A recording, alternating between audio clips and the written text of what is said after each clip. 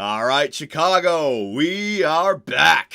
And it's time for us to head into the year one playoffs with your Chicago Blackhawks after I'm going to say it, successful year number one. We wanted to get this team back into the playoffs. We didn't want to go full on rebuild. There's too many great players on this team that have already brought 3 Stanley Cups to the city of Chicago. Obviously, Patrick Kane and Jonathan Toews, they don't need to go anywhere. But our blue line, Duncan Keith, Brent Seabrook, even our goaltender, Corey Crawford, at 33 years of age. A lot of older players on this team, but we managed to get them back into the playoffs for year number one. And who knows? They've done it 3 times before. They may have the magic to get it done again as an underdog. But you know what? I want to show you guys a quick stat. It's crazy. We shouldn't even be in the playoffs this year. If you take a look at our standings, 42, 36, and 4 regular season record, right? 42 and 40 basically. 1 game away from going even, 41 and 41 on the season. Those aren't playoff numbers. Goals for per game, 2.63. Goals against per game, 2.74. So we finished the season with more goals against than goals for, yet we made the playoffs. It actually seems to be a trend here. The same thing with the Winnipeg Jets. So maybe when we won games, it was like 2-1 or a shootout win. And then when we lost games, it was like 7-1 or something like that. So the defense, or the lack of defense, may be a problem in the playoffs. And usually when I build a team, we're good defensively. It's the inability to score goals. But, I mean, it's both this year. Both stats are not looking great. Power play percentage, 17%. It could be worse. Penalty kill percentage, 85.8%. But here's the real reason why we should not be in the playoffs. Last 10 games, 5-5-0. The Minnesota Wild, the team that finished below us, 1 point missing out of the playoffs, 87 points to our 88. In their last 10 games of the season, they went 1-7-2. If they went 2-6-2, they're in the playoffs. So we can count our lucky stars for being in the playoffs in year number one here. The Chicago Blackhawks managed to get it done. We don't have a deep team, so any kind of injury, it's going to severely hold us back. And if it happens to a main guy like Patrick Kane, Jonathan Toews, or our goaltender, forget about it. 4-0 sweep to the St. Louis Blues. So our first line, Cal Yarncroc, our trade deadline acquisition from the Nashville Predators, Jonathan Toews and Patrick Kane. So if we're going to have success in round number 1 against the Blues, it's got to be this man right here. And you know what? He's been able to do it in his in the past playoff performances. Look at this. In 14-15, 23 games played, 23 points. 13-14, 19 games played, 20 points. 12-13, 23 games played, 19 points. And you go down to when they first won the Cup, 22 games played, 28 points. Conn Smythe and the golden goal against the Philadelphia Flyers. So Patty Kane is clearly a playoff performer. I need him to be above point per game if we're going to beat the St. Louis Blues. Second line, these guys have got to step up. Brendan Saad, Nick Schmaltz, and Alex DeBrincat. We need some depth in the playoffs, and if these young players, Brendan Saad's done it in the past, but Schmaltz and DeBrincat, this is their first chance at the playoff run. Let's go, boys.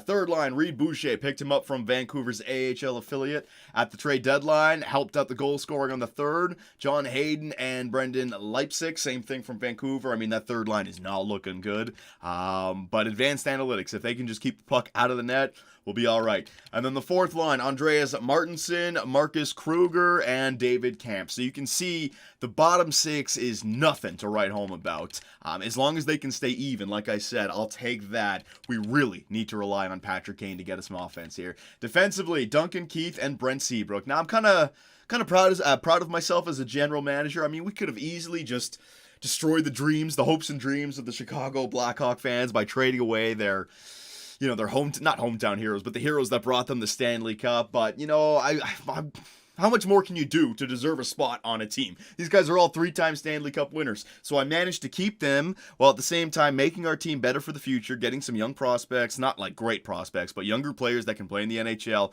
some draft picks. So our future still looks brighter, and we still get to go on another Stanley Cup run with these 2 guys and the forwards up front. So I'm liking that.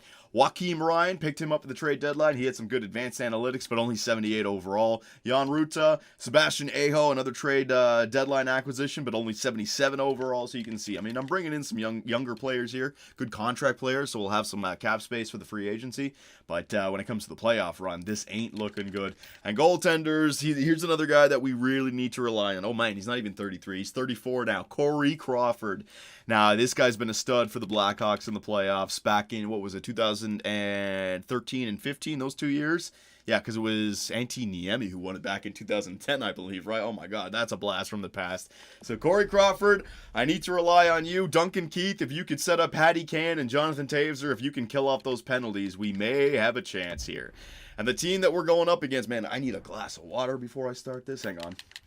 Might as well just get the St. Louis Blues lines out of the way. St. Louis Blues clearly have a better team than us. Alex Steen, Ryan O'Reilly, and Vladdy Tarasenko. Now, I haven't uncovered these guys overall completely just because of the new scouting system. 83 overall, 90 overall, 91 overall. It's hard to tell. I know Tarasenko is going to be good, so him and Patty Kane probably even each other out. Ryan O'Reilly, is Ryan O'Reilly better than Taser in this game? That's going to be a big question. He says 90 overall, but I don't think he's that good. Taser's only 87, so I'd say Ryan O'Reilly somewhere around there. And then Alex Steen would be better than Cal Yarncroc. So that first line, I'll give them the nod. Second line, David Perron, who's 88, but remember, only 2-bar scouting. He's probably not there. Braden Shen, who's a legit 86, and Robbie Fabry. Yeah, that's a very good second line right there. But I'd say our second line can compete. Braden Shen over Schmaltz is a big upgrade. Third line, you got Patrick Maroon, Tyler Balsack, and Dmitry Yaskin. I'll give their third line the nod over our third line. All of our guys are in the high 70s. All these guys are in the low 80s. And then the fourth line, Thorburn, that's not a great player. Barbashev and Carl Gunnarsson. So their fourth line is in complete shambles. They got like a grinder enforcer. Barbashev would be a great fourth-line center, but then Carl Gunnarsson, a defenseman, playing on the fourth-line right wing. I don't agree with that. They must have an injury. Defensively on the blue line, you got Colton Parayko, Alex Pietrangelo, 2-bar and 3-bar. I know those guys are both great, though.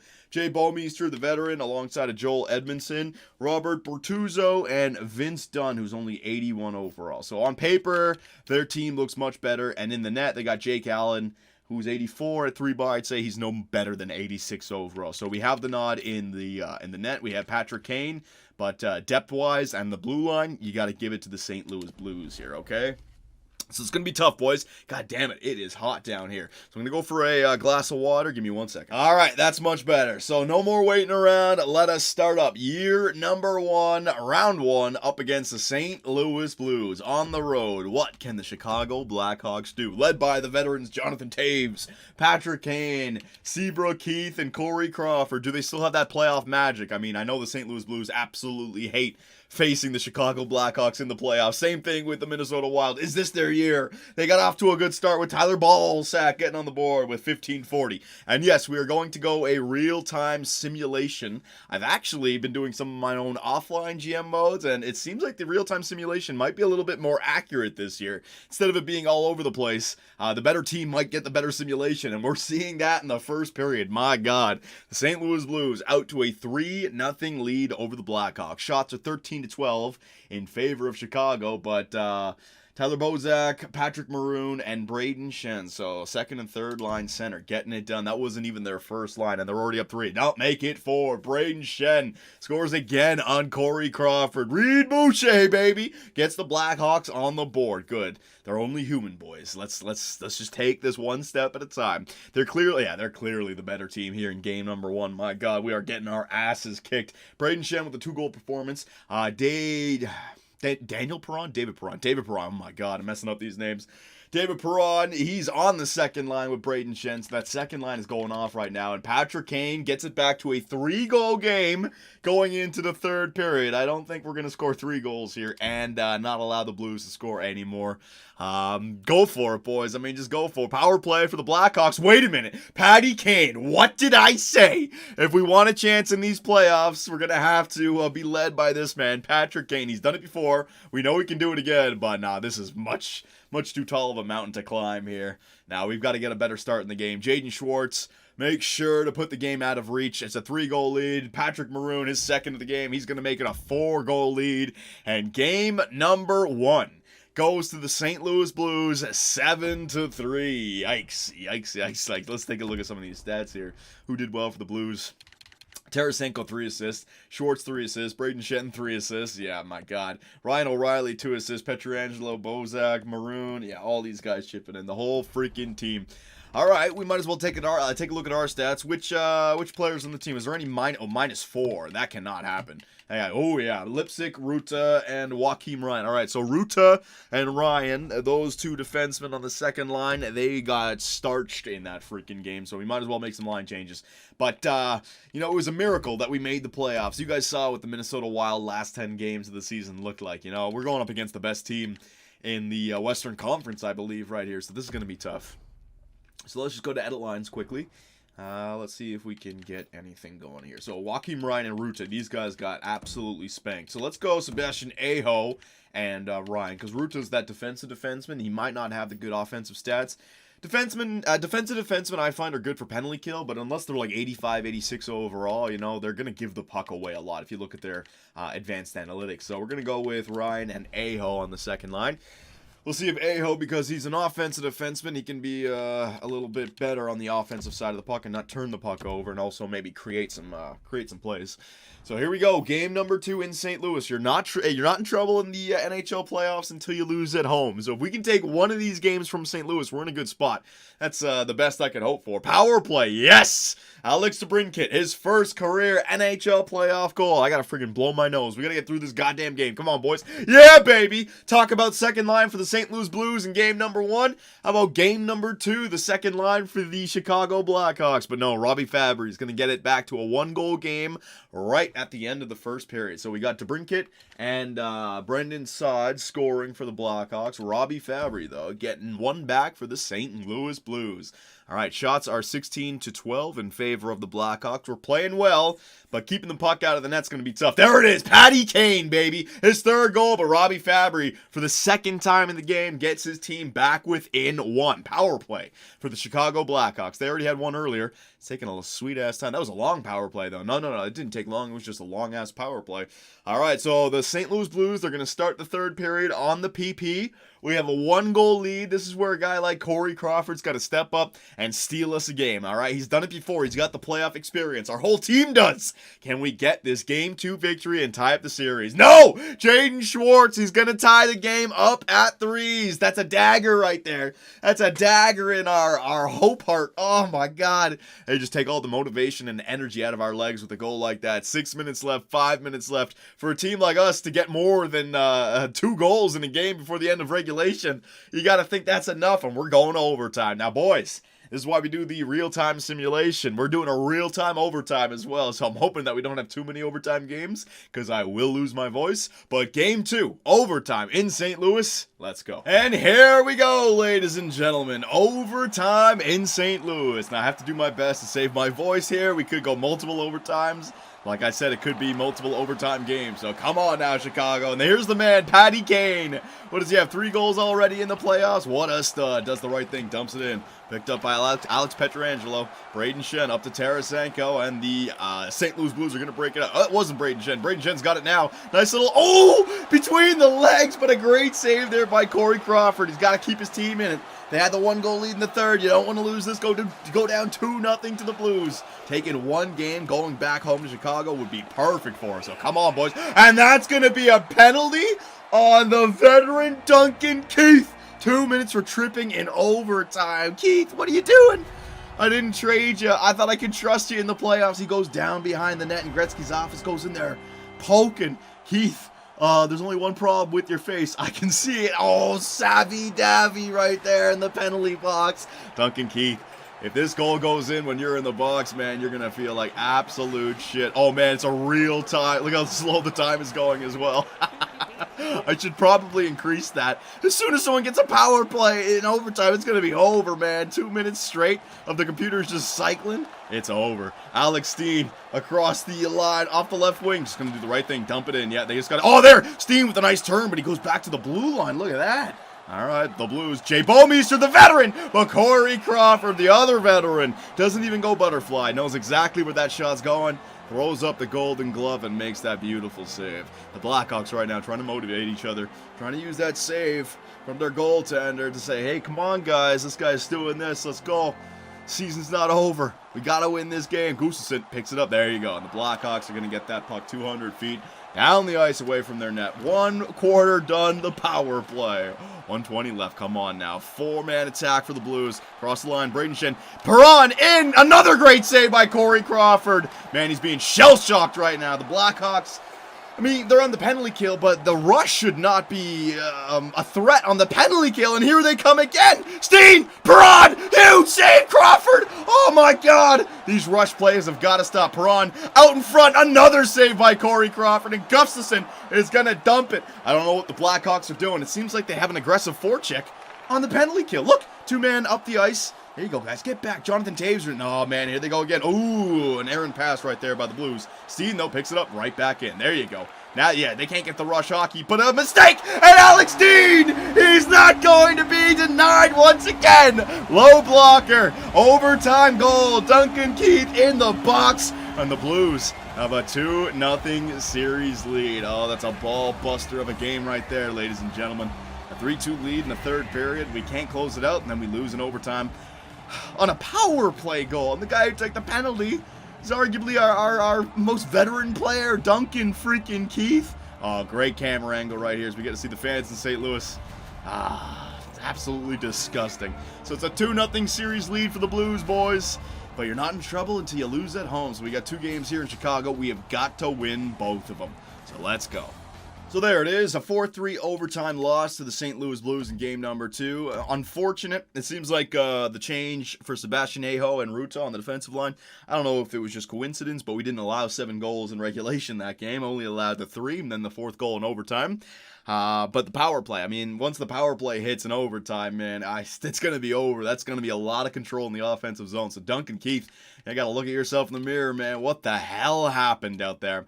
Patty Kane doing what we needed him to do. He's got 4 points in 2 games played, 3 goals, but he can't carry this entire team. And the St. Louis Blues, I mean, they're not a pushover. They are clearly the deeper squad on paper, clearly. All right, we got a few players that you can make the argument, hey, Kane's better than Tarasenko still. Crawford's better than Allen. Whatever. It's a team sport, and in the playoffs, you need the better team, and it seems like, look at that, Vladimir Tarasenko. Seems like the St. Louis Blues have the better team. So here in Game 3 in Chicago, what was it, the second shot of the game goes in against Crawford. A short-handed marker! A fucking shorty for Ryan O'Reilly. Oh my God, Crawford's already been taken out. Grosnick is now in the net. Crawford must have got injured because it was only 1 goal. Or maybe they just took him out because it was the first or second shot of the game, 1914. Oh, my God. So see what I mean about the, I'm liking this, though. I got to say, I'm liking this simulation because they should be the better team.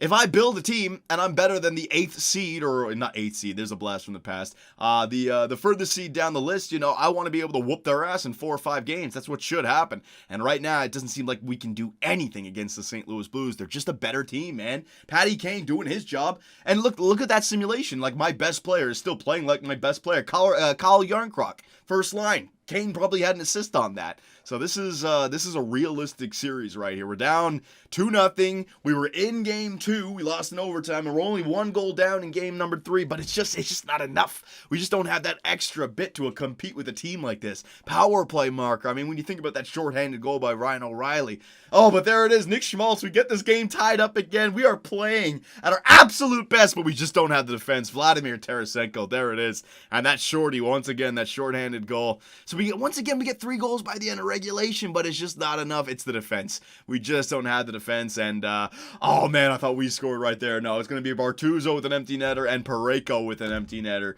Grosnick was our goaltender for that game. They took out Corey Crawford. We got the 3 goals. We outshot them 35-24. And yet the St. Louis Blues still dominate us. So on paper, boys, we see why we're getting beat. They're just a better team. Patty Kane, I mean, he's 2 point per game. He's got more goals than games played. He's doing his job. We just cannot win. So 3-0 series lead for the St. Louis Blues. Yeah, I figured this. It kind of sucks because I would have liked the lottery draft pick possibility. We're coming into the playoffs. We don't even get a win. What was the point of even being here? Oh, my God. The Minnesota Wild. What if the Minnesota fucking Wild get the first overall pick? Oh, my God. So here it is, boys. 4th game. We're down 3-0 in the series in Chicago. Robbie Fabry scores on Corey Crawford. 2nd or 3rd shot of the game again. Now, they are the better team, man. We cannot do... Look at this. Alex Steen. We're getting a lesson in how to play hockey right now. Coach Q, his face, oh, he's steaming on the bench right now. He's seen his Blackhawks at the top of the league, and to see them now being passed by not just one or two teams, but a majority of teams in the NHL, it's got to be rough. It's got to be rough. But what do you do? Do you yell at guys who have already brought you 3 Stanley Cups, or do you move on from them? That's the question here. We're in Tweenersville here in Chicago, making the playoffs, but then not getting a single win in those playoffs. That's not a good spot to be in. You're going to see years pass by like crazy. You'd be like the New York Islanders, man. We don't need that. 2 minutes left, down 3-0. Yeah, Patty Kane had 3 games in a row, but you got to think the motivation and the energy is just not there anymore. The inevitability of losing in a 4 or 5 game first round playoff series, that's sinking in right now. Because even if we get this game, we still got to go back to St. Louis for game 5. It's just not going to happen. Brandon Saad gets us back within 2, but there's only 7 minutes left, ladies and gentlemen. 4 minutes left. 3 minutes left, and that's gonna be the game. Yep. Oh my God. The Chicago Blackhawks lose in a 4-game sweep to the St. Louis Blues. Yep, I'm telling you, I think the simulation engine got better. I really do. I had some success with some good teams, and it was like consistent success. And now, I mean, I keep on saying on paper. When you look on paper, when you look at the statistics from the regular season, when you look at our line changes, and you compare it to the team that we're going up against, we should have lost in 4 games, right? And there was 2 games there that were kind of close. Game 2, overtime, that could have been a 1-1 series tie. And Game 3, it was a 3-3 game in the third before they just kept on scoring. They scored on Groznyk. So we just didn't have it, ladies and gentlemen. And the Chicago Blackhawks are out in round number 1. In year number 1. So what do we do going forward? We're not going to sim to the draft in this video. There is no point. We're not in the draft lottery. I'll save that all for the next one. But we can go out with, you know what, let me just do a, we'll take a look at the individual stats and see who did what for us. And then you guys can chime in on, oh, hang on, I went to season stats. You guys can chime in on who you think we should bring back for next season. We have a lot of 4th round draft picks, so I will be able to get some depth, hopefully, in the NHL draft. But when it comes to building the squad, you know, free agency is going to be there. Do we spend money? Do we make some trades? Do we get rid of the veterans? Anything and everything. So Patty Kane was a -1, but he had 6 points and 4 goals in 4 games played. You can't blame him. He did his job. Schmaltz, 4 points in 4 games played. DeBrincat, 4 points. All right, Yarncroc, 3 points. Saad, 2 goals. Jonathan Taveser, only 2, but he's on a line with Patty Kane, who did that, so he's allowing Kane to succeed, so I'm fine with that. Reed Boucher, Hayden, the third line was horrible, -5, -8, Lepsic. Yeah, that third line was not good, boys. Not good. The bottom 6 wasn't good. Defenseman, Duncan Keith, 2 points, and then 2 penalty minutes. Oh, my God. Joaquin Ryan, 1 point, -4. Yeah, what about Seabrook? Seabrook did nothing. -3, no points. Let's see what his individual stats look like. Takeaways 2, giveaways 5. I mean, he's not. He'd be fine to have on your team on a 1-year deal for if you're in the cap and you have him on the third line and you use him as a penalty killer. But on this team as a first line defenseman, he's not going to do anything for you. He's not going to simulate at all for you. So what do we do, ladies and gentlemen? I'll bring up my contract screen and I will show you what we have available because I won't be able to bring up the trade screen. So our cap space is 9 mil. We're going to be able to go into free agency with some cap available. Goaltenders. All right, hang on. Can I go to just all? UFA main roster in the system. All right, so goaltenders in the system. We got no one. We got Corey Crawford for another 1 more year at 6 mil. Is it time to move off from Corey Crawford? I mean, he's 88 overall, and the time to trade a goalie would be the offseason.